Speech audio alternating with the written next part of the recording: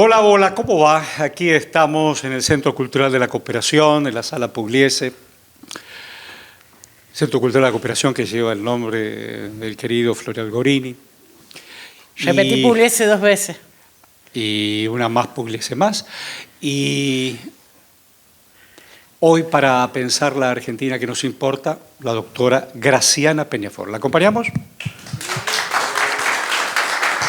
Bueno, vamos a hablar en un tono que podamos escucharnos como habitualmente lo haces vos y habitualmente lo hago yo, porque parece que el grito, más allá de la euforia y los estímulos, se ha convertido en una moneda de ciertos políticos o de la política.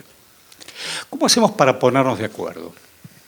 El primer punto es no gritar, como te pasa en tu casa o en un grupo de amigos.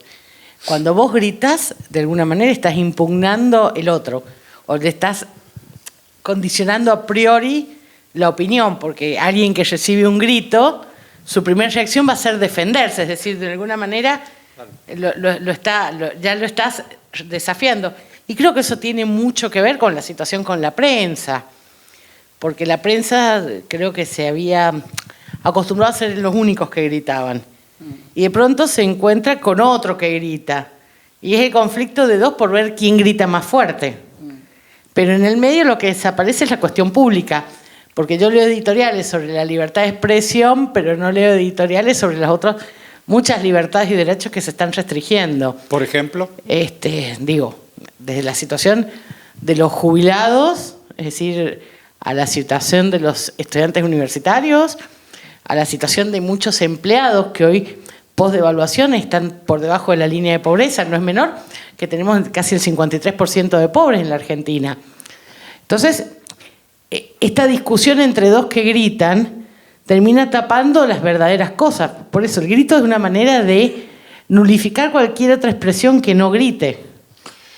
Claro, mientras alguien grita, alguien se pregunta cómo llegamos hasta aquí, porque el que grita, qué sé yo, y tal vez su familia también, miran 70 años, y en 70 años maravillosamente la Argentina se ha construido, se ha tejido, se ha bordado, se ha nacido, se ha parido, se ha muerto y ha renacido. Nadie es fundacional.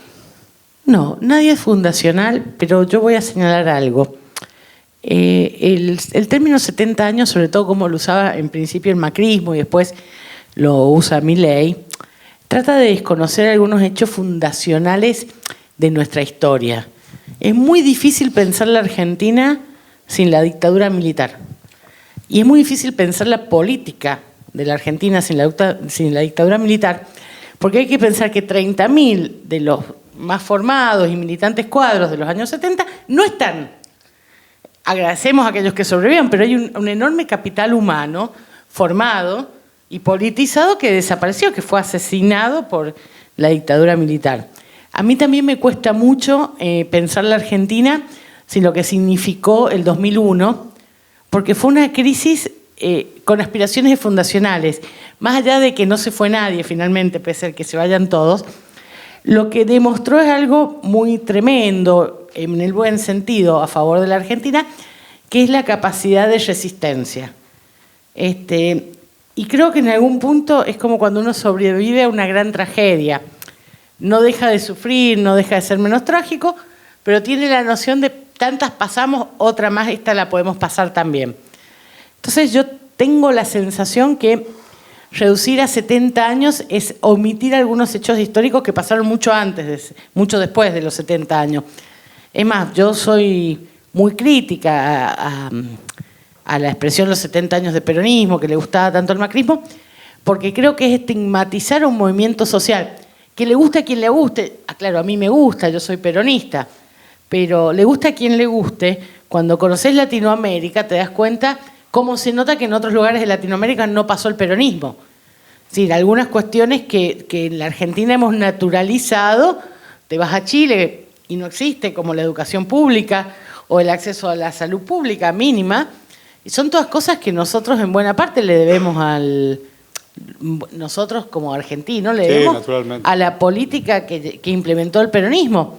la mera noción de los derechos laborales no es lo mismo un trabajador en la Argentina, incluso hoy con la degradación del régimen laboral, que la posición de trabajadores de Chile, Uruguay, Paraguay, es otra concepción. Y todo eso se lo debemos a un movimiento que ha sido estigmatizado mucho tiempo, pero más allá del estigma que yo repruebo y lamento, que ha generado un cambio en nuestra sociedad en un ideario. Voy a ser clara.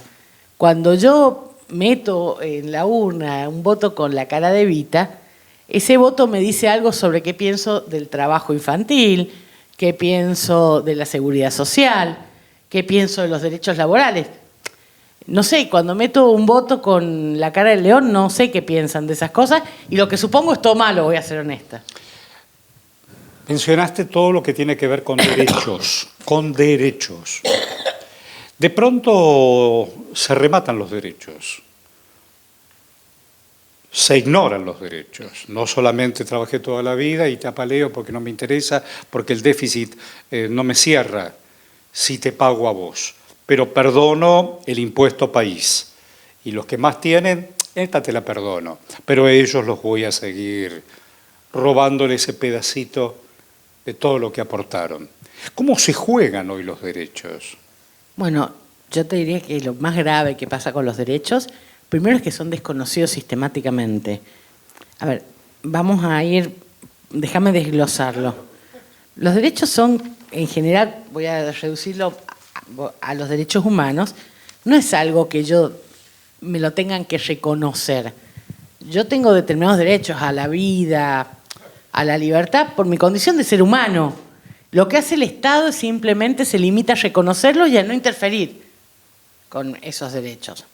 Hoy el Estado hace lo contrario y el Estado interfiere en el ejercicio de estos derechos en lugar de reconocerlos, en lugar de respetarlos, pero además creo que lo que está pasando es que hemos llegado a una situación absurda donde creemos que los derechos casi que se pueden comprar y vender. Entonces, vivimos en un país que cree que uno es más libre según qué tanto más dinero tenga. Es decir, porque en un país donde podés no pagar impuestos, podés no...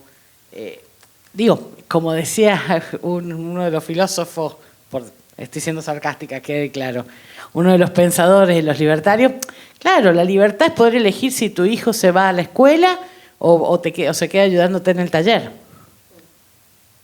No sé, el derecho a la educación de ese niño no puede, o sea, yo he sido niña, digo, yo puedo entender el estado de necesidad, pero no le puedes poner el precio al derecho del chico a estudiar.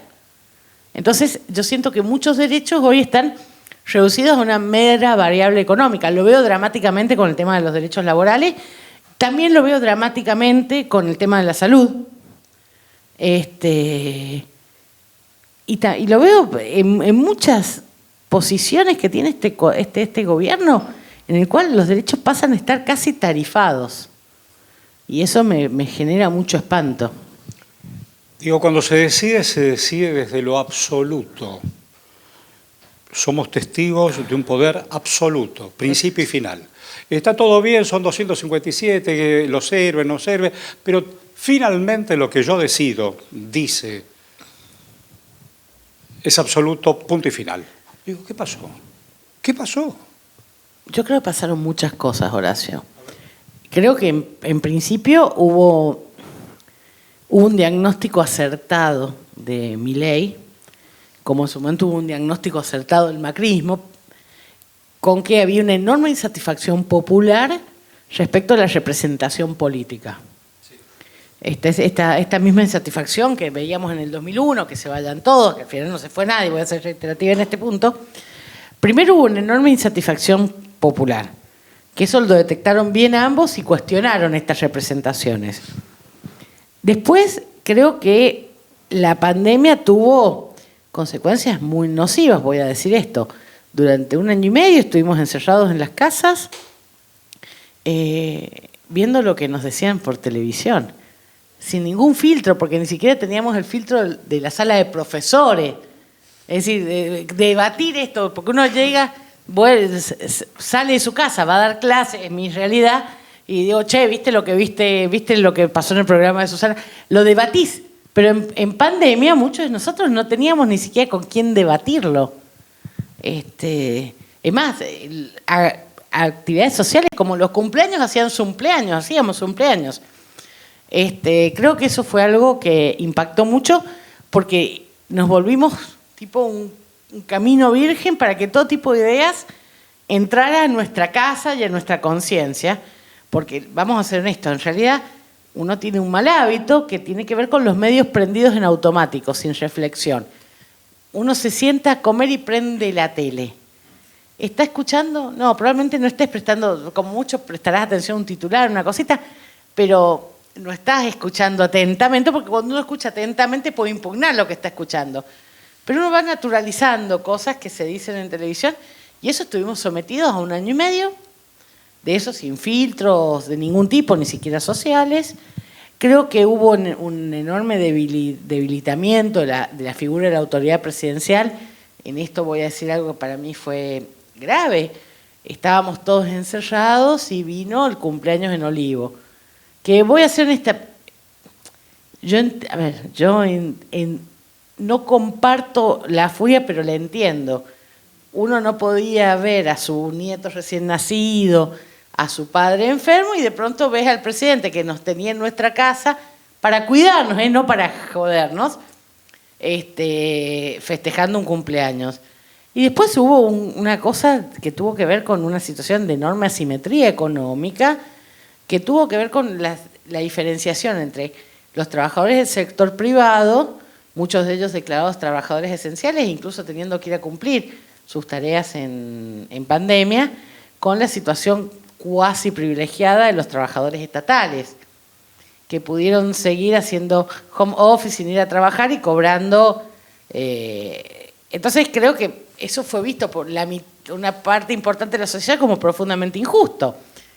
Y esto no es menor, y yo ahí encuentro en este eje, encuentro el porqué el odio abismal al empleo público. Claro, si el gobierno, la Argentina funcionó 1 año y medio sin empleo público, claro que vas a creer que no hace falta. Claro que vas a creer que tienen privilegios de clase. Entonces, me parece que esto explica también la tolerancia al maltrato del empleo público. A esto hay que sumarle algo que no es novedoso, pero que está pasando en el mundo, que es, después de entender la historia como los avances impulsados por los movimientos de izquierda, el mundo ha entrado en un raro momento en el cual ser innovador es ser de derecha. ¿Por qué digo esto? Porque hay cosas que se han vuelto políticamente correctas. Por darles un ejemplo, defender la igualdad de la mujer, defender los derechos reproductivos, por dar un ejemplo simple. Y de pronto plantarse frente a eso es ser revolucionario. Aquello que nos seducía profundamente en los 90, hoy ya no nos seduce porque se volvieron parte del status quo. La igualdad, todas estas cuestiones se volvieron parte del status quo y ya no solo lo damos por sentado, sino que ya no emocionan a nadie. Entonces siento que esto explica también el avance de las derechas, por dar un ejemplo claro, y voy a tratar de descontextualizarlo en la Argentina. Pienso lo que pasó en la Europa. En Europa los progresismos avanzaron, establecieron derechos de nacionalidad, de acceso a distintas cuestiones de los inmigrantes, como parte de un estado de bienestar. ¿Qué es lo que pasó? El estado de bienestar no alcanzó para todos. Entonces vemos viejos revolucionarios como Oriana Fallaci planteando que hay que excluir a los inmigrantes después de haber defendido su inclusión. Es la tremenda contradicción de los progresismos que para su propia supervivencia o supervivencia de lo que serían los sectores que alcanzan los beneficios que estos progresismos ofrecen, se ven obligados a restringir derechos por los que peleaban. Digo, no es muy distinto a lo que nos pasó a nosotros con muchos sindicatos, que los encontramos defendiendo cosas que en otro momento no habrían defendido. Pero eso me parece que nos pasó y creo que generó mucha incomprensión, mucho enojo, una enorme sensación de desigualdad, de vivir frente a una casta, no sé si le suena, privilegiada, Y también, voy a ser honesta en esto, creo que un sector de los movimientos sociales, le hace el peronismo, que perdió el tacto de cómo hablar con las personas, salvando algunas excepciones. Pienso el caso de Axel recorriendo la provincia con el autito, pero en general el peronismo se volvió, o se olvidó de hablar el idioma común, como estamos hablando nosotros, y se alejó de la gente y también se alejó de la realidad que dice representar. Cuando quienes ostentan el poder, ¿quieres tomar algo rico? Voy a seguir tomando el café. Aquellos que ostentan el poder se sienten arbitrarios, absolutos, vuelvo, y en esto de ignorar al otro, olvidarlo al otro, en esto me salvo como puedo, porque también en la pandemia me salvé como pude. Tal cual.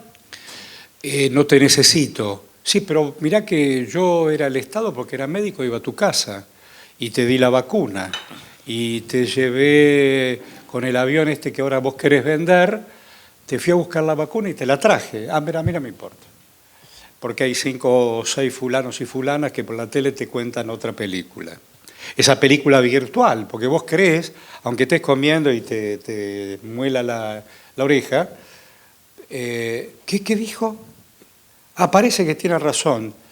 Y de pronto yo no puedo, si vivimos incluso en el mismo piso y tenemos una reunión de consorcio, no hablamos de la realidad, de las cosas que nos importan. Che, ¿cómo nos ponemos de acuerdo en el consorcio para no echar al portero, sino para ver cómo salimos adelante? Este es un tema. No, aparte voy a ir un poco más lejos. Dale, inclusive. Por favor. Hoy ya no se preguntan cómo no echar al portero, hoy se preguntan cómo echarlo pagando el menor costo posible, porque entendieron que, digo, quienes hemos crecido, yo crecí en un edificio, tenemos claro que no te viene el electricista, la primera persona que te asiste es el portero. Ahora, si el portero no vivía en tu edificio, vos pasaste buena parte de la pandemia sin portero. Entonces, ¿por qué le vas a pagar a este señor que encima es caro? A ver, eso piensa el que piensa me salvo solo. No, sí, claro. Se olvida, a mí yo después de la pandemia me mudé, uno se olvida de los turnos que hacíamos los vecinos para limpiar los palieres, porque el portero no venía. Bueno, ¿te acordás que en los mismos balcones o desde las ventanas aplaudíamos a todos los médicos, a las enfermeras, a los paramédicos, qué sé yo? Pero era suficiente que venga la enfermera que trabajaba en terapia intensiva y le ponían un cartel, no subas al ascensor, ¿eh? Pero bueno, me aplaudiste recién que, sí, pero por la duda subí las escaleras en vez del ascensor. Y en el medio voy a señalar algo que para mí, no quiero cargar las tintas sobre la pandemia, que yo creo que fue un hecho traumático para toda la sociedad. Sí, es bisagra, claro que es bisagra. Y bisagra. Pero sí quiero cargar las tintas sobre esto. Volvimos de la pandemia y fue como si nada. O sea, no solo... ¿Pero mejores o peores, decís vos? Volvió como si nada. ¿Como si nada hubiera pasado? Exactamente. O tratamos de actuar como si la vida continúa y la vida no continuó. Yo lo veo con toda claridad con los adolescentes. Muchos de los adolescentes vieron interrumpido su ciclo evolutivo por la pandemia. Y tuvimos todos los años de pospandemia con enorme tasa de depresiones, intentos de suicidio de adolescentes. Pero nadie le dio una respuesta a esto. No. Porque de esto no se habla, son las consecuencias de hacer de cuenta que no pasó nada cuando pasó. Yo siempre pongo cuando pienso en estas cosas, pienso es como si te enterás que tu marido te engañó y decidís hacer como si nada. No, podés no manifestar tu enojo. Ahora, el enojo, la bronca, el dolor va a salir por algún lado, porque las cosas pasan, la realidad no se puede tapar con las manos. Entonces, yo tengo la sensación que eso también nos formó en los últimos años en una sociedad un poco negadora. Bueno, también me viene a cuento, y puede ser una pregunta, las trampas a la Constitución. Digo, si llegamos hasta acá, hay una constitución, hay una república. Bueno, pero no importa, te hago un discurso de espaldas al Congreso y después te necesito. Eras la casta, pero te necesito. Después te hago un asadito y vemos cómo hacemos. A mí me pasa, yo veo de formaciones profesionales, yo veo religiosamente las sesiones de diputados y senadores. Y yo me agarro de la cabeza porque veo diputados que empiezan a hablar y digo, va a votar en contra. No, vota a favor. Tipos que dicen que algo es inconstitucional y después lo votan. Son cuestiones que yo no entiendo, porque lo último, o sea, que podés entregar es ese nivel de coherencia. Pero nada, lo que yo veo con toda honestidad, veo que la política, y yo creo en la política, sí, claro, es una actividad que puede ser transformadora, pero siento que buena parte de la política hoy se ha vuelto una actividad disimuladora. ¿Cómo es eso? A mí entonces, el radicalismo actúa como que disimula que son radicales, los libertarios disimulan que son libertarios. O sea, dejó de ser una articulación para la transformación para ser una articulación para la disimulación. Entonces, pienso en voz alta. Vamos a marchar en breve por la educación pública de nuevo. Ahora, fueron los radicales los que votaron lo que va a permitir esta reducción del presupuesto universitario. Entonces, disimulo. Qué Perdón, macho, claro. Voy a hacer, para no ser injusta, digo, un sector del peronismo apoyó la ley Bases y ahora se rajan las vestiduras por el tema de las jubilaciones. Bueno, qué sé yo. Entonces no jugamos a transformar, jugamos a disimular, que decimos una cosa y hacemos otra. Bueno, la verdad es que voy de vuelta con el ejemplo del marido o el novio. Hay un límite de las cosas que las personas pueden tolerar. Tengo la sensación que la sociedad argentina es una sociedad que todavía no ha llegado a ese límite, pero no siento que esté tan lejos. Epa. Porque hay cosas que son...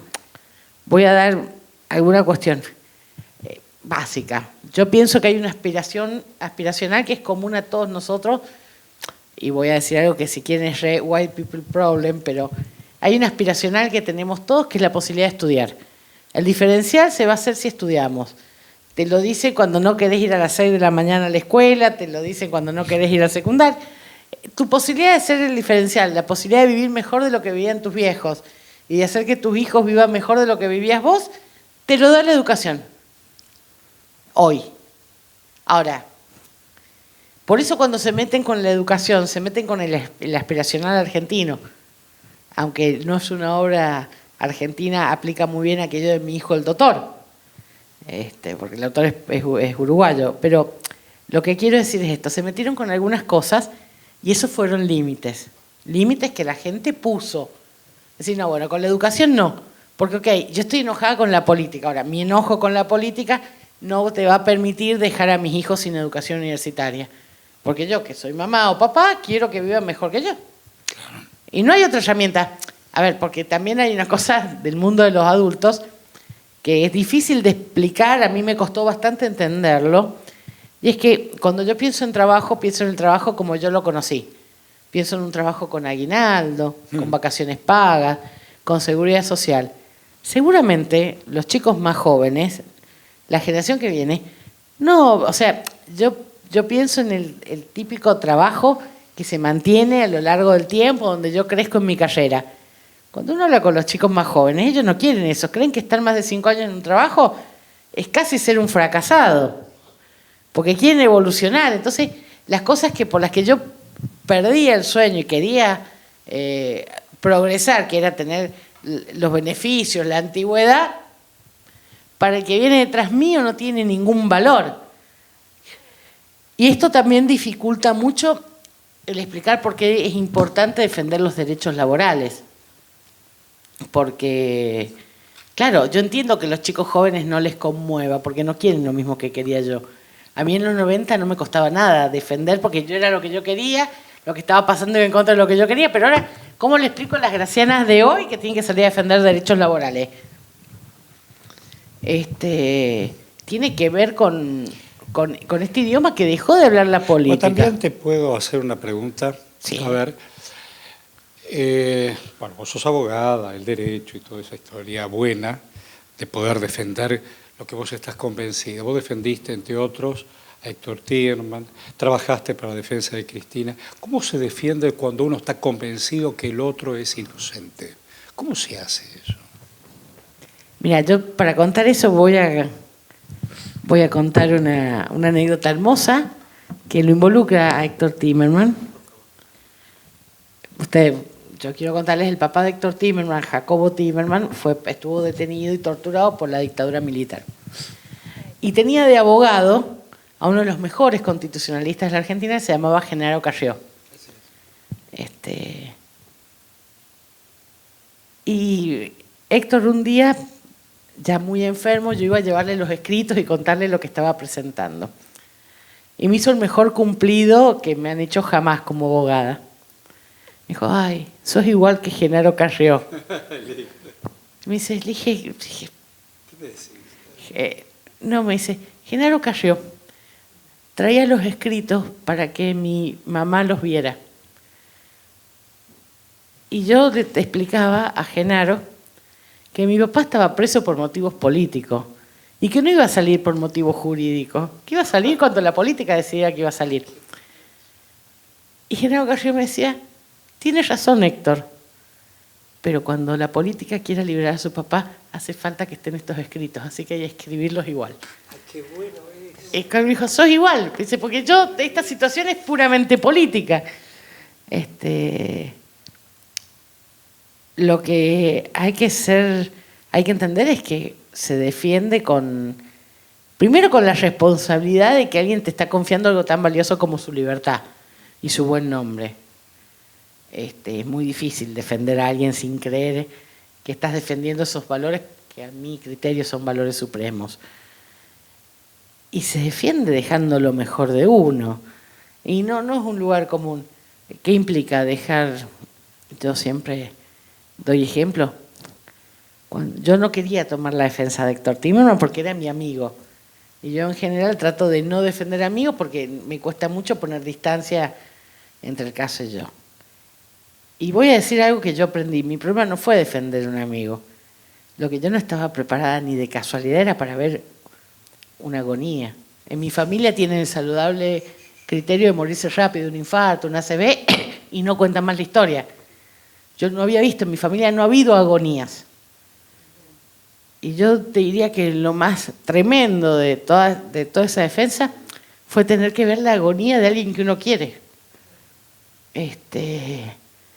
Porque la injusticia es espantosa, todo es muy feo, pero la agonía es tremenda. ¿Por qué te digo esto? Uno defiende de distintos lugares, pero te diría que el lugar más valioso de defensa es sin duda la posibilidad de empatizar con quien defendés. Voy a dar un ejemplo si se quiere. Yo lo defendí a Amado Vudú y la verdad es que con mi socio, con quien lo hacíamos la defensa, nosotros sufríamos en carne propia cada vez, porque Amado entró, salió. Cada vez que los chiquitos de Amado lloraban porque tenía que volver a la cárcel. Para concluir, es muy difícil pensar la defensa solo desde lo intelectual.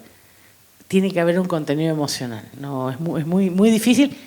Y lo emocional no te tiene que tapar el caso, pero yo creo que sin la cuota de humanidad es imposible hacer una buena defensa. ¿Con Cristina cómo fue tu vínculo? ¿Qué decirte? Es alguien que quiero, que admiro. La conocí hace mucho. Tengo como cientos de anécdotas hermosas de Cristina. Y nada, fue alguien que admiro. La verdad, alguien que admiro. Y voy a decir algo que me he cansado de contarlo, creo que ya te lo he contado alguna vez. Yo lo he tratado mucho, le he llegado a sacar de la cama, en pijama, para decirle que estaba procesada. Voy a decir algo, nunca me pasó de cientos de charlas que no haya habido un segundo que yo no piense, estoy hablando con Cristina. Y tragué saliva. Pero la verdad, te pasa eso, porque es alguien que admiro, más allá del afecto, todo eso. Pero fíjate vos, este fin de semana, los diarios o algunos medios anticiparon una condena. Sí, yo creo que eso nulifica de entrada la condena, pero bueno. Pero digo, ¿cómo se juega? Che, no es llamaste a tribunales y alguien te lo pasa. Estamos hablando de otra historia. ¿Cómo se juega hoy la película? A mí me parece también que esto ya pasó.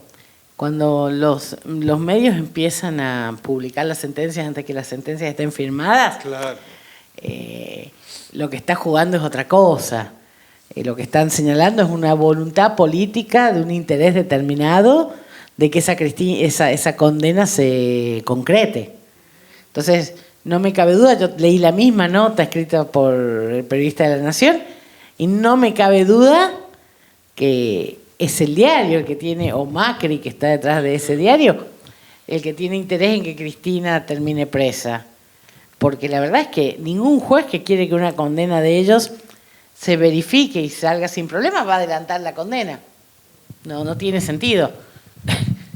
Pero nada, para mí esto que demuestra es que empezaron a jugar en las cuestiones judiciales otros aspectos que poco tienen que ver con lo judicial.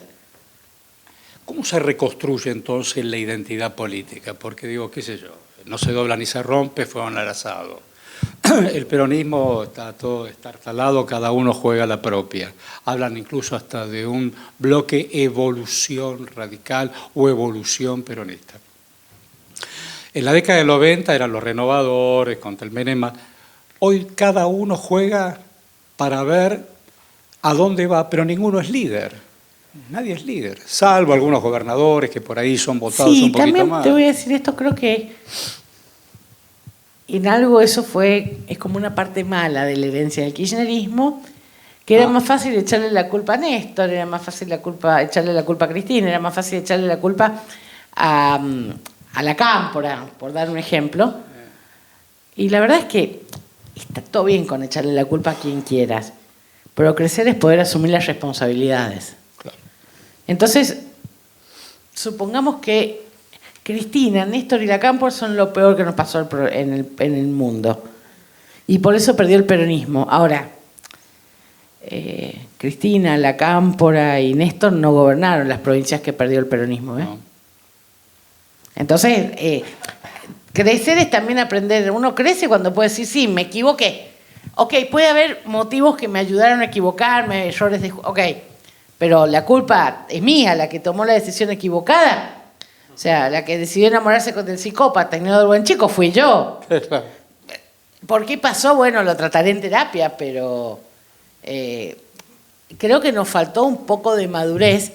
Y voy a ser honesta, es tan cómodo tener a quien echarle la culpa. Entonces, todos somos valientes, pero Cristina no nos deja. Todos somos revolucionarios, pero la Cámpora nos obtura. Todos somos argentinos, pero Néstor arreglaba con el FMI. O le pagó al FMI. Bueno, y si dejamos de echar culpa y nos preguntamos qué nos corresponde a nosotros, porque en algún momento hay que crecer, yo no soy una nena. Creo que en algún punto demostramos una profunda inmadurez. ¿Qué voy a señalar? Inmadurez que no se notó en el 2001. Que no se notó. No se notó, inmadurez que no tuvo el país en el 2001, en el cual asumieron que había un problema, salieron a buscar, no salieron a pedir planes o todo eso. Salieron a armar cooperativas, club de trueque. Pero hubo una intención solidaria. Pero las asambleas nos convocaban a mirarnos de cerca. Exacto, pero y ver por dónde salía. Hacerse cargo. Claro. Es decir, seamos honestos, hubo un hacerse cargo. Sí, sí. No echarle, o sea, todos teníamos claro que había sido el proyecto económico de los 90, fue la discusión. Sí, total. Ahora, hubo un hacerse cargo. La vuelta de Caballo y claro, todo. Hubo un hacerse cargo de la sociedad. Esto no pasó. Ahora no pasó. Fue más fácil decir fue porque Cristina no fue candidata. La pregunta también puede ser, para preguntarnos, ¿cómo se reconstruye un pacto social? Porque si el fulano grita y patalea y qué sé yo, pero ¿cómo se reconstruye un pacto social entre todos? Yo creo que lo primero para reconstruir un pacto social es fijarte sobre qué querés hacerlo. A ver. porque yo pienso que hay que hacer un pacto social sobre un montón de cosas y probablemente alguno de los participantes piense que no. Y podríamos tener una discusión casi de mecharnos.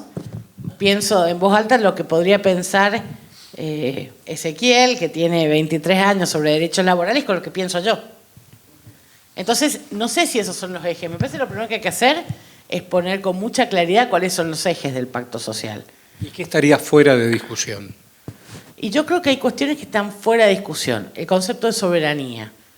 A mí me costaría mucho, yo no podría hacer nunca un nuevo pacto social con un movimiento político que desconoce o ignora el concepto de soberanía. Por ejemplo, yo con un libertario no tengo mucho que discutir. Como no tengo mucho que discutir, por ejemplo, con Macri, que decía entreguemos Malvinas, total es un gasto. Me parece que el concepto de soberanía, y la soberanía no solo es territorial, no tengo mucho que discutir con alguien que quiere dolarizar nuestra economía, que es perder la soberanía económica. Entonces, creo que el concepto de... Es más, voy más lejos, la soberanía sobre nuestros propios recursos. Claro, esencialmente. Esencialmente. Entonces, me parece que son cuestiones... No me cabe duda que soberanía es uno de los temas porque es un parteaguas. Después, ¿qué entendemos por libertad? A ver. Me parece que es un concepto importante. ¿Vos qué entendés por libertad? Vos. Yo entiendo por libertad en los términos en que lo establece la Constitución.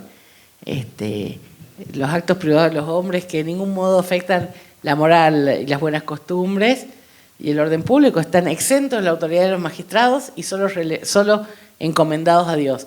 Nadie está obligado a hacer lo que no manda la ley, ni privado de lo que ella no prohíbe. Eso lo dice la Constitución. El artículo 19 de la Constitución, yo creo que es poesía hecha norma. ¿Lo podés repetir? Sí, estamos grabando, así nos queda para todos. Los actos privados de los hombres que no afectan la moral, ni las buenas costumbres, ni el orden público, están exentos de la autoridad de los magistrados y solo serán analizados por Dios. Nadie está obligado a hacer lo que no manda la ley, ni privado de lo que ella no prohíbe. Que es el principio de legalidad. Y ¿Eso ya está escrito hace cuánto tiempo? Eso fue escrito en 1853. ¿Y para qué se reformó tanto la Constitución? Bueno, la Constitución se reformó por distintos motivos. Diría que se reformó, las primeras reformas tuvo que ver con la incorporación del puerto de Buenos Aires, que es la conformación de la Federación Argentina, que la primera Constitución no incluía el puerto. No incluía el puerto. Era la discusión con Urquiza y todo lo demás. La segunda reforma tuvo que ver con las cantidades, las bancas estaban determinadas por cantidad de habitantes y proporciones, entonces hubo una reforma para modificar esos índices.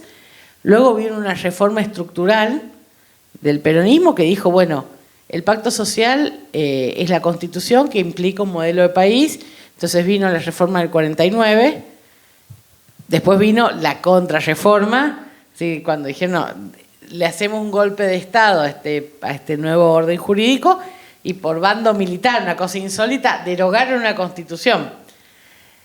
Después vino la pelea de los sectores que habían tenido, el peronismo tuvo algo maravilloso y es que le dio representación política y jurídica a una clase social que era la clase de los trabajadores.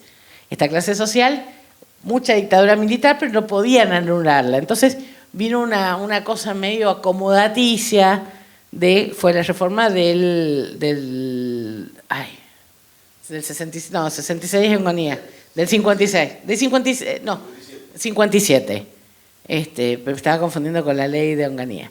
Y después vino lo que le faltaba, vino la consolidación democrática que llamó a la necesidad de reforma del menemismo, es decir, la idea de que quiero seguir en el poder, pero ya no tengo margen para hacer un golpe militar, y Alfonsín diciendo, bueno, si querés hacer esto, hagamos un acuerdo, porque, vos querés determinadas cosas por el poder, yo quiero determinadas otras. Y ahí aparecieron cuestiones como el tercer senador, toda la reforma del 94. Eso tuvo que ver con, repito, la Constitución no deja de ser el gran pacto social, la representación del pacto social. ¿Y hoy la ignora quien gobierna? A ver, no sé si la ignora o se la pasa por zonas pudendas, para ser honesta. Qué elegante. Elegante. Pero yo creo que hay cosas tremendas que hace. A ver, voy a ir de cosas grandes a cosas chicas. Por ejemplo, que digan públicamente que alguien que ni siquiera es funcionario ofrece cargos en la Corte Suprema. Claro. A mí digo, hola, división de poderes. Que Lorenzetti, que no es parte del Poder Ejecutivo, designe quién va a ser ministro de Corte. Hola, división de poderes. O el jefe o un presidente. Que el presidente tenga un jefe, que se supone que es la máxima autoridad. A mí me parece... Más allá de la familiaridad. Pero no, voy de vuelta que nos enteremos de... a ver, que un tuitero decida echar a un ministro... Hola. Hola. Hola. Algo no está... Digo, y son pequeñas cosas, casi diría anecdóticas, pero que dan cuenta de lo mal que funciona el país. Voy a ser clara. Y no quiero sonar para nada discriminadora, pero voy a decir esto. Tenemos un superministerio que unificó educación, desarrollo social, que lo maneja alguien que casi no tenía experiencia laboral.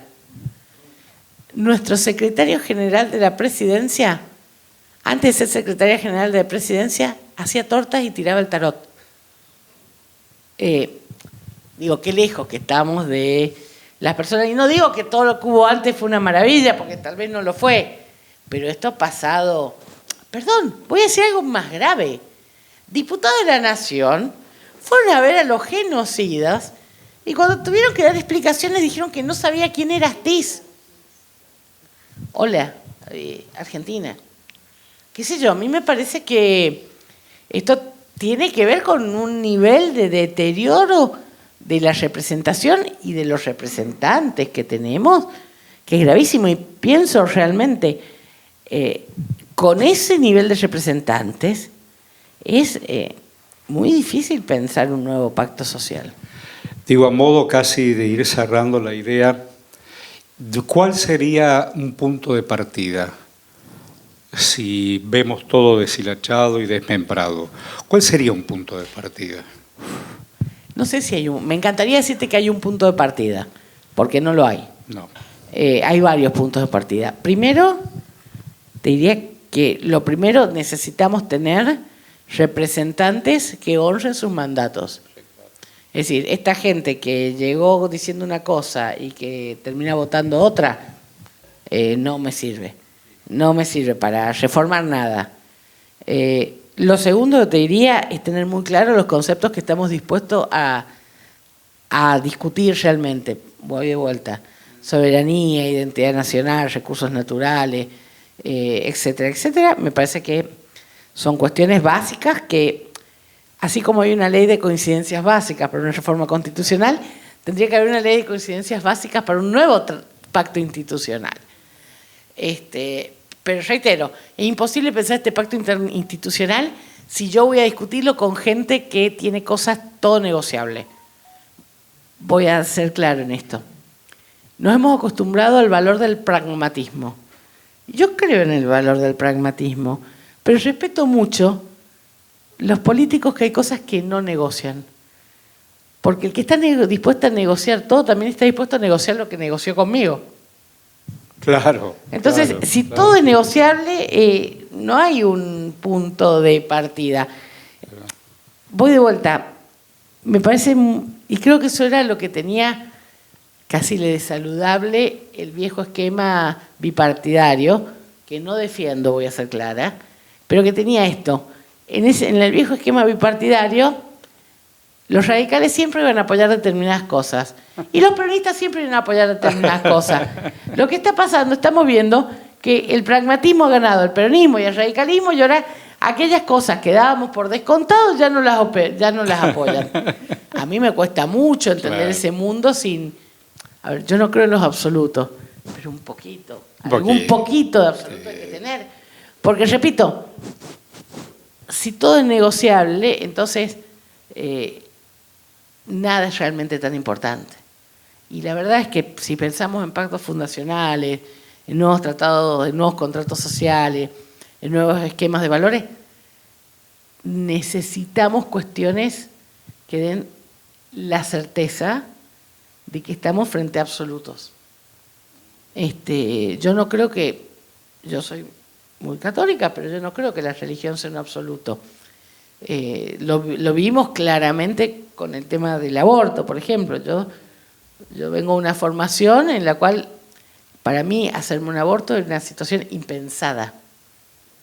Es cierto, tal vez puede ser el prejuicio de una chica conservadora del interior que sabía que si se quedaba embarazada me iban a cagar a trompadas, pero no iba a tener que criar a mi hija sola. Dicho esta concesión, que es fácil cuando vos tenés esas cosas resueltas, lo que yo entendí, y esto fue todo un proceso de evolución, es que yo podía elegir. En el peor de los casos, yo podía elegir si tener mi hijo o no. Y mi apoyo a la legalización del aborto no fue porque quiero más abortos, sino porque entendí que había muchas mujeres en este país que no podían tener la misma libertad que tenía yo. Y hay un principio básico, y es que uno quiere para los demás lo mismo que reclama para uno. No es mucho más. Entonces, si yo quiero poder elegir, necesito que los demás puedan elegir. Y si yo puedo elegir, yo elegí ser abogada, entonces quiero que otras mujeres puedan elegir su profesión, su plan de vida. Entonces eso, me parece que pensar el otro como, voy a hacer una simplificación. Había un autor que a mí me gusta mucho, que es el típico liberal en términos anglosajones, el liberal de izquierdas, que se llama Rawls, que dice algo que yo lo estudié en la facultad y me impresionó siempre mucho, que habla del legislador universal. Dice esto: hay que tomar decisiones en orden, hay que sancionar leyes, como si uno sancionara las leyes estando detrás de un velo invisible. Y uno nunca sabe qué va a haber detrás de ese velo. No sabe si vas a ser hijo de millonario o proletario. Entonces hay que sancionar las normas sin saber qué hay detrás del velo invisible. Para que no importa lo que te toque, vos tengas más o menos los mismos derechos, las mismas obligaciones, las mismas libertades. Y a mí este concepto me pareció muy hermoso, porque pienso que esto es así. Nuestros legisladores se olvidan de ser legislador detrás del velo invisible. Y legislan como si siempre fueran a estar en una posición de poder, cercana al poder. Después tenemos los cercanos al poder de siempre. Lo voy a decir con dolor porque era peronista y yo la lamento que se fuera como es Pichetto, pero pensemos, la lógica Pichetto es una lógica de alguien que piensa las cosas desde que siempre va a estar cerca del poder. Entonces, lo que quiero decir, pero eso no es realista. Yo no quiero ese tipo de legisladores, porque ese legislador, al revés, está como, no está detrás del velo invisible, está corriendo el velo invisible, agarrándolo a trompada y tratando de ver dónde le va a tocar caer parado. Qué bueno escucharte. Muchísimas gracias. Gracias, muchas gracias, muchas gracias. Gracias por todo. No, por favor, gracias a ustedes.